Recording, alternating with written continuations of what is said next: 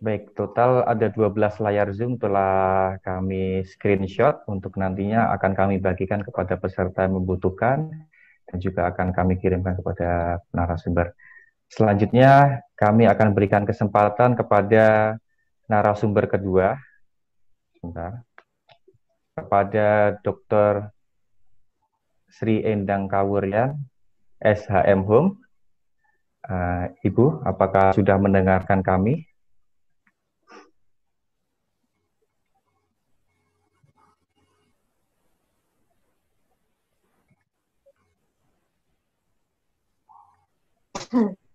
Assalamualaikum Mas Riko. Oke, waalaikumsalam Ibu. Alhamdulillah, pembicara kedua telah hadir di tengah-tengah kita. Sebelumnya saya mungkin akan membacakan sedikit profil beliau. Beliau adalah Ibu Dr. Endang Sri Kawuryan, SHM Home. Beliau adalah seorang istri, ibu dengan 2 anak dan 2 cucu, seorang PPAT notaris dan pejabat lelang Kota Malang, dan sekaligus beliau mengajar di Universitas Brawijaya dan beberapa universitas swasta lainnya. Itu profil sekilas yang kami paparkan kepada para peserta. Maka untuk mempersingkat waktu, kami silakan kepada Ibu Dr. Endang Sri Kawuryan dalam memberikan materi selanjutnya. Terima kasih. Terima kasih. Assalamualaikum warahmatullahi wabarakatuh. Om Swastiastu, Salam, Namo Buddhaya, dan salam kebajikan untuk kita semua. Yang saya hormati dan saya banggakan Profesor Dr. Rahayu Hartini, SHMSIM Hum, Bapak Dr. Kotibul Umam, SH LLM, dan Bapak Widi Widarjanto, ST. Serta yang saya sangat pula banggakan, Mas Riko, yang baru beberapa hari yang lalu mengontak saya untuk bisa bergabung dalam acara pada siang hari ini.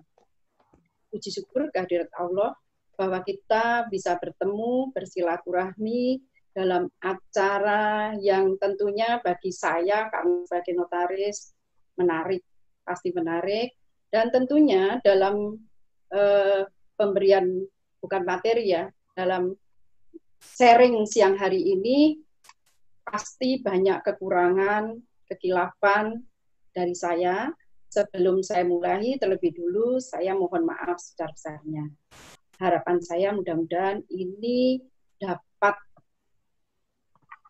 sesuatu pada acara ini yang bisa menyambung atau menyumbang wawasan dari semuanya yang telah hadir di sini, khususnya para notaris PPAT. Bapak Ibu yang saya hormati, jika melihat judul, ini saya mencoba membagi menjadi 6. Kalau saya membaginya menjadi 6, pertama mengenai PK, walaupun nanti saya urai sekilas. Yang kedua mengenai apa, siapa, kewenangan, dan larangan dari notaris. Yang ketiga mengenai PPAT. Yang keempat COVID dan peraturannya. Yang kelima tentang POJK nomor 11 tahun 2020 yang merupakan stimulus dari adanya perekonomian akibat COVID ini. Dan yang terakhir adalah pelaksanaan jabatan. Bapak Ibu yang saya muliakan, teman-teman, adik-adik, dan sebagian mungkin jadi anak-anak saya karena aku sudah tua. Bahwa bank sebagai lembaga intermediasi berhak menyalurkan kredit sebagaimana disebutkan dalam pasal 6 Undang-Undang nomor 7 tahun 82 yang kemudian telah diubah dalam Undang-Undang 10 tahun 1998. Dalam pemberian kredit tersebut, bank harus membuat sebuah perjanjian yang perjanjian tersebut harus tertulis. Kenapa tertulis? Karena lidah ini tidak bertulang. Saiki utang, sekarang utang, besok bisa bilang tidak utang. Maka harus dibuat perjanjian secara tertulis. perjanjian secara tertulis dipersilahkan mau dibuat di hadapan notaris maupun dibuat di bawah tangan, tidak ada ketentuan yang mewajibkan bentuk pembuatan dari perjanjian tersebut. Ada beberapa bank yang membuat perjanjian kredit ini secara di bawah tangan, tetapi ada sebagian bank dan lembaga pembiayaannya membuat dengan bantuan notaris. Nah, kalau dengan bantuan notaris, tentunya para notaris langsung syukur alhamdulillah, terutama saya. Nah, dalam memberikan kredit ini ada beberapa hal yang pasti dipatuhi oleh bank. Saya katakan pasti, tidak mungkin panitia kredit memberikan kredit tanpa melalui analisa yang mendetail. Analisanya ada melalui 5C, karakter, kapasiti, kapital, collateral, dan condition of economy. Dari 5 faktor tadi, sebenarnya bank ini yang paling utama justru dia mendahulukan prinsip dari karakter itu dulu. Bapak Ibu ketahui, dalam era seperti ini, justru kredit UMKM, atau kalau saya ini kebetulan orang Jogja, nyebutnya bank titil. Para personal atau para debitur bank titil ini justru sangat-sangat beretikat baik. Bukan berarti yang debitur-debitur besar tidak beretikat baik, tetapi justru mereka pelaku UMKM yang mendapat kucuran dari bank lewat KUR, KMKP, ini takut kalau kredit tersebut menjadi kredit macet. Sehingga dia akan mengusahakan sedemikian rupa bagaimana caranya untuk bisa membayar kredit. Dari 5C tadi, memang bank berkehendak supaya ada jaminan pengembalian uang, dibutuhkan karakter. Maka muncullah apa yang disebut 5P, porsi. Porsi ini pengelompokan, debitur besar, debitur kecil, dan lain sebagainya. Masing-masing tadi debitur besar mungkin yang ras kakap triliun-triliunan, yang debitur menengah. Kalau yang saya pahami, ini ada yang small enterprise, itu yang medium kelas, itu sampai 15 M. Di atas itu penyebutan masing-masing dari bank sendiri-sendiri, HIN, dan lain sebagainya. Terus ada P berikutnya adalah purpose. Purpose ini menganalisa untuk tujuan apa kredit tersebut. Oh, tujuannya untuk kredit konsumtif, kredit modal kerja, dan lain sebagainya. Mungkin nanti para narasumber lainnya akan lebih memberikan gambaran yang lebih detail. Kemudian P selanjutnya adalah prospek. Bagaimana usaha debitur ini dapat berkembang dengan baik sehingga dia mampu membayar. Nah, prospek dari usaha itu akan dilihat dan dianalisa oleh panitia kredit. P yang keempat adalah payment. Payment ini berhubungan dengan kualitas usaha debitur. Kalau usahanya baik, lancar, tidak terkendala, pasti dia mampu membayar. Sehingga tidak akan ada yang namanya kredit macet. Tidak diperlukan restrukturisasi kredit. Ini terkait dengan payment. Yang terakhir adalah protection. Protection ini bagaimana si nasabah ini memperoleh, si kreditur memperoleh jaminan pengembalian uang. Nah, jaminan yang disukai oleh bank biasanya adalah jaminan tanah, karena tidak ada tanah yang makin hari makin turun harganya. Sedang jaminan-jaminan lain kurang disukai atau tidak disukai. Tapi kadang-kadang bank memang memberikan kredit dengan melihat jaminan tersebut sesuai dengan tujuan pemberian kredit. Kemudian, bank juga akan menganalisa 3R. Return-nya bagaimana? Pasti dihitung. Panitia kredit selalu akan melihat return ini. Bisa nggak pemberian kredit ini mendatangkan keberhasilan kepada debitur dan juga ada nilai positif dari kreditur. Karena bank fungsi utamanya adalah sebagai lembaga intermediasi. Yang kedua adalah bagaimana R yang kedua berbunyi repayment tadi, si debitur mampu mengembalikan kredit tepat waktu.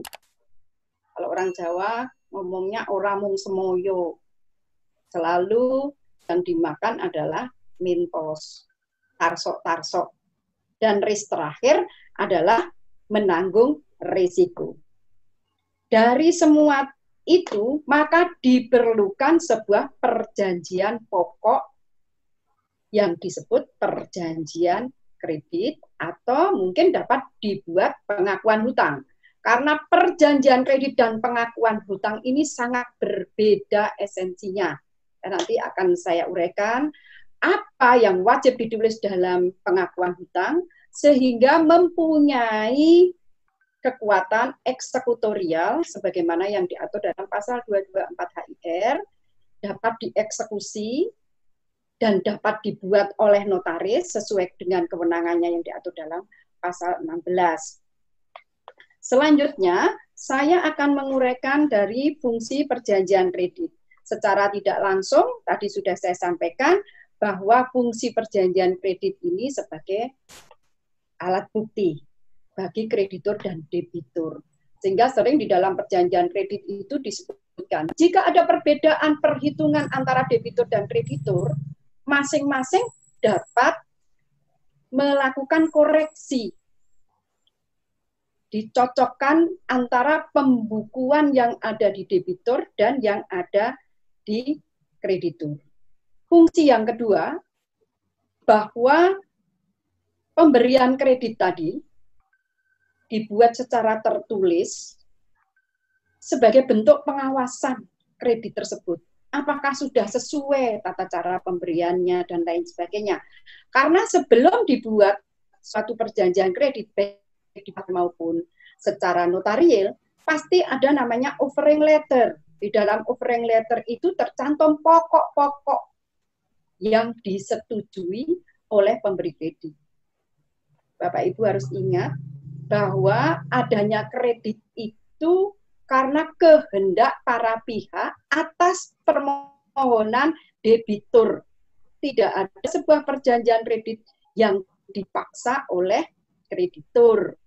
Semua pasti yang mengajukan permohonan adalah debitur. Maka di dalam offering letter selalu ditulis atas permohonan debitur tertanggal nomor, nah baru ditulis keputusan dari panitia kredit. Apa yang diputuskan? Jumlah kredit, besarnya bunga, tata cara pembayaran, denda, expense clause, negative clause, dan lain sebagainya.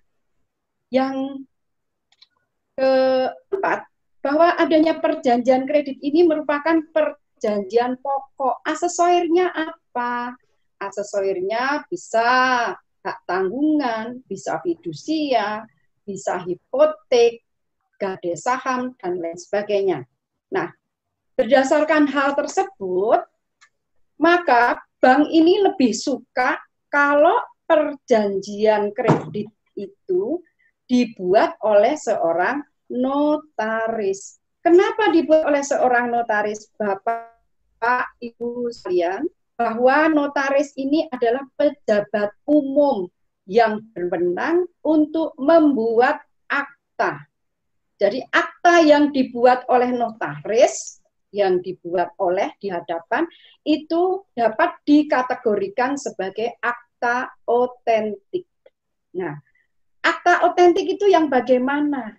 Akta otentik itu akta yang dibuat berdasarkan peraturan yang telah dituangkan dalam Undang-Undang Jabatan Notaris.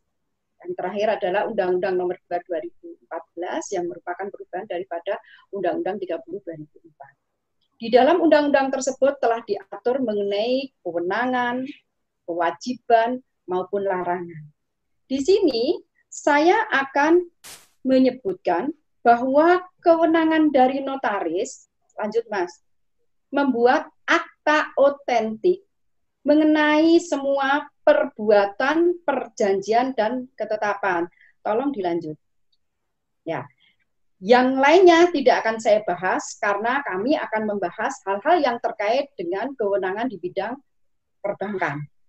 Selanjutnya, Tadi disebutkan di dalam kewenangan bahwa dibuat dalam bentuk yang ditentukan undang-undang. Artinya kalau dibuat dalam bentuk yang ditentukan undang-undang, kita tidak bisa ngarang. Oh, saya nawar, saya mau pakai akta di bawah tangan saja. Seperti saya halnya kalau membuat perjanjian kredit atau pengakuan hutang. Hal ini tidak diperbolehkan. Tolong Mas Riko dilanjut. Dalam bentuk yang ditentukan oleh undang-undang, ini sudah jelas, seperti misalnya dalam pembuatan akta PT. Dalam pembuatan akta PT tidaklah diperkenankan dibuat dengan di bawah tangan. Ini syarat utama. Akta fidusia yang diatur dalam Undang-Undang 4299. Akta partai politik, akta yayasan. Ini saya hanya contohnya. Dan bersifat perjanjian. Ya, perjanjian di antara kalau berjanji nggak mungkin sendiri, berjanji pasti berdua. Kalau sendiri namanya pernyataan. Ya, bisa pernyataan dibuat sendiri. Saya menyatakan bahwa saya pemilik dari alun-alun, walaupun pernyataan saya kebenarannya harus dibuktikan secara material maupun formal. Dibuat oleh dan di hadapan pegawai. Di sini notaris mempunyai dua kewenangan, membuat partit akte dan relas akta. Partit itu dibuat dua pihak, sedang relas akte ini berita acara. Jadi apa yang dilihat, apa yang didengar oleh notaris akan dituangkan, dirangkumkan dalam akta tersebut. Sedang partit akta ini harus ada dua pihak, baik pihak pertama ataupun pihak kedua, yang mana dalam pembuatan akta ini para notaris harus terus dalam koridor sesuai dengan pasal 16 ayat 1 huruf A. Nah, ini berat sekali. Saya sampaikan kenapa berat, karena harus bersikap jujur. Jujur itu yang tahu siapa, yang tahu adalah diri sendiri, jujur. Karena tatarannya tidak bisa dibuktikan kalau belum ada kejadian. Etikat baik itu jujur. Harus saksama, berarti harus berani mengkonstatir kehendak para pihak. Oh, ternyata kehendaknya ini nggak benar, melanggar 1337. Contoh, saya mau jual istri saya, jelas nggak boleh karena melanggar 1337. Norma agama, kesusilaan, dan lain-lain. Jadi notaris harus sebagai pihak pendengar yang baik, pengarah, karena kita memberi edukasi, penyuluhan hukum, tidak berpihak, nggak ada urusannya dengan para pihak.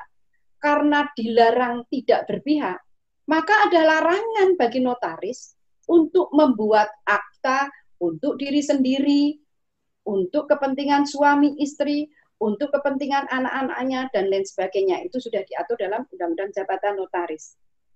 Dengan demikian, seorang notaris harus bisa menjaga kepentingan mereka yang terkait dalam perbuatan hukum tertentu tadi. Nah, sampai di sini saya akan ke PPAT. Sedikit-sedikit saja. Nah, keberadaan PPAT ini masih muda. Nah, di dalam pasal 15 huruf F disebutkan kita berhak membuat akta pertanahan. Membuat akta pertanahan di sini bukan berarti kita bertindak sebagai PPAT. Sama halnya kita bisa sebagai pejabat lelang. Tidak mungkin langsung otomatis notaris adalah pejabat lelang. Karena Bapak Ibu ketahui bahwa jabatan sebagai pejabat lelang berada di institusi yang lain, di Kementerian Keuangan. Sama dengan pejabat PPAT di bawah Kementerian ATR. Sehingga tidak mungkin aturan jabatan ini mengatur yang lainnya. Pasti masing-masing kementerian menurut saya ya tidak maulah. Tidak mau untuk dijadiin satu. Nah, PPAT ini adalah beliau-beliau adalah pejabat umum yang memiliki kewenangan membuat akta otentik mengenai perbuatan hukum tertentu atas hak atas tanah maupun hak atas rusun, satuan rumah susun. yang aturannya sudah jelas ada di dalam PP 3798, PP 24 2016. Namun begitu tetap terikat atau terkait dengan peraturan yang ada di PP 2497, Perkaban 397, Perkaban 1 2016 dan lain sebagainya, ya. Tugas pokoknya ini dibatasi. Jadi PPAT ini melaksanakan sebagian kegiatan pendaftaran tanah dalam rangka membuat alat bukti. Kenapa sebagian? Karena kami ini membuat alat bukti berupa akta. Sedang Badan Pertanahan Nasional membuat alat bukti yang di luar akta. Kenapa yang di luar akta? Dia melakukan pengukuran, melakukan peningkatan hak. Jadi sebagian lagi diserahkan kepada BPN. Dengan demikian dapat dikatakan bahwa PPAT adalah selaku mitra kerja dari BPN. Bapak dan Ibu yang dirahmati Allah, bahwa hanya sebagian itu saja yang diberikan kepada kita, sedang yang lain menjadi hak atau kewajiban kantor kadaster atau kantor pendaftaran tanah. Yang tentunya semua sudah diatur mengenai tupoksinya dalam PP 2497, Perkaban 397, banyak sekali peraturan-peraturan yang berhubungan dengan kinerja seorang PPAT. Di dalam tugas-tugas tersebut, kita telah dibatasi mengenai kewenangannya. Di luar kewenangan itu kita tidak boleh melakukan pembuatan akta-akta otentik. Bapak Ibu yang dimuliakan, bahwa sistem pendaftaran tanah kita yang didaftar adalah haknya, bukan aktanya. Akta hanya digunakan sebagai alat bukti. Kalau yang didaftar adalah haknya, maka muncul HGB 1, hak milik 1. Kalau pendaftarannya modelnya pendaftaran akta, maka yang akan didaftar adalah aktanya, sehingga para pihak akan diberikan semacam seperti sertifikat itu, dikembalikan kepada kita, aktanya akan dicatat, dan kemudian kalau ketemu orang lain mau balik nama, jual beli atau melakukan pemindahan hak, peralihan hak, akta tersebut yang akan diberi catatan oleh BPN. Nah, hal ini tidak dipilih oleh pemerintah Indonesia. Kita sistem pendaftarannya adalah bukan pendaftaran akta, tetapi pendaftaran hak.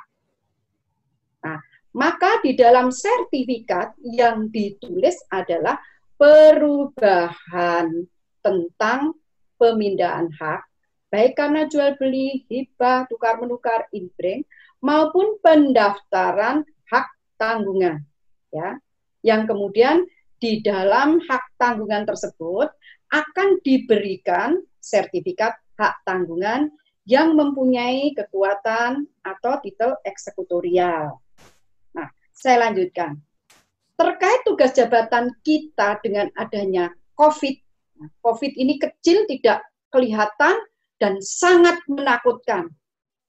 Saya ini duduk di sini sendiri, belum tentu saya juga sehat.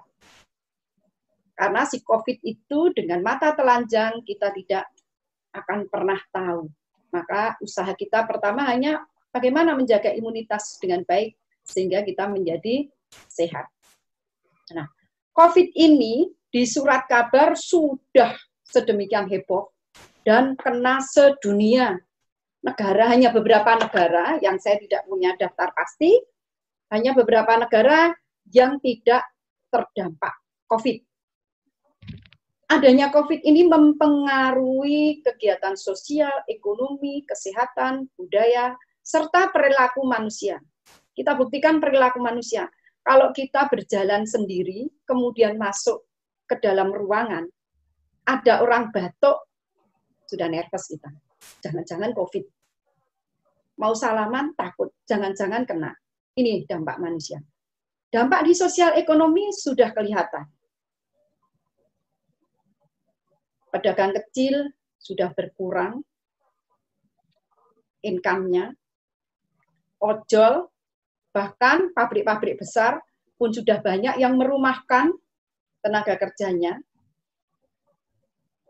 Perbankan sudah mulai stop lending, sekarang yang digenjot adalah funding-nya. Lending ini sementara berhenti sampai menunggu kondisi COVID mereda. WHO sendiri sudah menyatakan per tanggal 11 Maret 2020 sebagai global pandemic. Berarti semua di dunia ini terkena. Dan berdasarkan Kepres 12 tahun 2020 tanggal 13 April 2020 sudah ditetapkan oleh Pak Jokowi, Bapak Presiden kita, bahwa COVID ini merupakan bencana nasional non-alam. Dan sesuai catatan, saya mencoba bertanya kepada Bank Indonesia di Malang, per tanggal 10 Mei 2020, telah ada kurang lebih 88 bank yang merestruktur 3,88 juta debitur dengan total angka atau nilai 336,97 triliun. Ya, menakutkan ya. Kalau bagi saya pribadi, kalau kondisi terus seperti ini, pasti akan banyak orang yang merasa kesulitan. Nah, penanganan COVID pasti merujuk pada Undang-Undang 6 tahun lanjut Mas Riko 2018 tentang karantina kesehatan, Peraturan Pemerintah Nomor 21 tahun 2020, dan terakhir dengan Permenkes RI Nomor 9. Nah, ini. Sekarang kita akan mencoba bagaimana pelaksanaan tugas jabatan notaris PPAT terkait adanya si kecil COVID yang sangat menakutkan tersebut. Nah, tadi sudah saya sebutkan bahwa total kredit yang terdampak dari COVID adalah sebesar 336,97 triliun. Nah, ini menimbulkan keprihatinan tersendiri. Yang dikhawatirkan jangan sampai kredit tersebut menjadi kredit macet. Bapak Ibu paham bahwa bank sebagai lembaga intermediasi tidak menggampangkan, ya wis nek macet dilelang. Setelah dilelang buat bayar, sehat, bukan seperti itu. Bahwa tujuan daripada pemberian kredit semata-mata supaya usaha debitur ini maju, berkembang. Dengan berkembangnya usaha debitur pasti akan mempengaruhi perekonomian suatu negara tersebut. Nah, dalam penanganan kredit ini ada 3 hal yang telah dilakukan, adalah restrukturisasi, rescheduling, dan reconditioning. Saya tidak akan menerangkan satu-satu. Nah, dalam hal ini pemerintah segera mengambil alih OJK melalui POJK. Lanjut Mas Riki. POJK nomor 11 garing POJK 03 2020 ini merupakan stimulus perekonomian nasional. Stimulus mencoba menyelesaikan masalah tanpa masalah.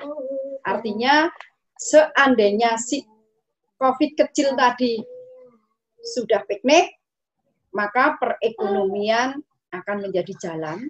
Nah, cara yang dikeluarkan adalah penilaian kualitas dari aset. Ada 2 saja yang saya ambil. Dan bagaimana pelaksanaan dari kebijakan restrukturisasi kredit. Banyak cara yang dilakukan dengan cara penurunan suku bunga. Mungkin tadinya bunganya 14%, diturunkan menjadi 12%. Terkait dengan kredit tadi, penyelamatkan kredit, dengan cara perpanjangan jangka waktu yang tadinya mungkin jangka waktu kredit 2 tahun diperpanjang menjadi 4 tahun. Dengan menstimulus sudah yang dibayar hanya pokoknya. Denda bunga ditangguhkan. Banyak cara yang dilakukan oleh bank. Pengurangan bunga. Bunganya tadi sudah saya sampaikan 14% menjadi 10%. Atau pengurangan tunggakan bunga. Terus ada penambahan fasilitas kredit. Mungkin kreditnya dalam bentuk kredit modal kerja. Kalau kredit modal kerja terlanjur diambil semuanya, berarti si debitur ini setiap bulan harus membayar bunga sesuai dengan perjanjian kredit yang telah ditandatangani. Tentunya dalam situasi seperti ini sangat memberatkan debitur. Maka win-win solution caranya. Kredit modal kerja mungkin dibagi, separuh dijadikan kredit modal kerja, yang separuh tadi mungkin bisa dijadikan dengan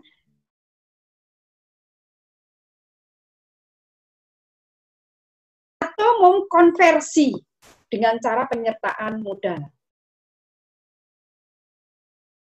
Dikonversi